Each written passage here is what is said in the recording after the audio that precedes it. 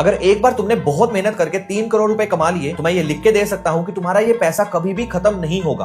पर कैसे? देखो, सबसे पहले तुमने इस 3 करोड़ को 2 इक्वल पार्ट्स में डिवाइड करना है। पहले 1.5 करोड़ को बैंक की एफडी में डिपॉजिट करना है, जहां तुम्हें 6 से 7% का इंटरेस्ट मिलेगा, और दूसरे 1.5 करोड़ को तुमने निफ्टी 50 में इन्वेस्ट कर देना है। क्योंकि ये पैसा लॉन्ग टर्म के लिए इन्वेस्ट कर रहे हो आप, तो आपको आराम से 10 से 12% का CAGR रिटर्न मिल जाएगा। अब जो एफडी में तुमने अपना पैसा डाला था, वहां से 1,75,000 रुपए पर मंथ के हिसाब से विड्रॉ करना स्टार्ट कर दो अपने डेली एक्सपेंसेस के लिए। 30% टैक्स के बाद तुम्हारे हाथ में अप्रोक्सीमेटली 1.5 लाख रुपए रह जाएंगे, जिससे तुम अपना मंथली एक्सपेंसेस आराम से निकाल सकते हो। और फिर 10 साल लगातार 1,75,000 रुपए निकालने के बाद और टैक्स देने के बाद तुम्हारा एफडी का पैसा खत्म हो जाएगा, और तब तक तुम्हारा निफ्टी 50 का कॉर्पस हो जाएगा 4 करोड़ 65 लाख रुपए। अब इसको 2 इक्वल पार्ट्स में फिर से डिवाइड करना है, जिसमें से एक पार्ट को तुम वहीं निफ्टी 50 में रहने दोगे और दूसरे पार्ट को यानी कि 2 करोड़ 33 लाख रुपए को विड्रॉ कर लोगे और एफडी में इन्वेस्ट कर दोगे। बट वेट, इस पर कैपिटल गेन टैक्स कौन देगा? तो इस अमाउंट पर टोटल कैपिटल गेन टैक्स बनेगा 16,70,000 रुपए, जिसको डिडक्ट करने के बाद तुम्हारे पास होंगे 2 करोड़ 16 लाख रुपए, जिसे तुम बैंक एफडी में डिपॉजिट कर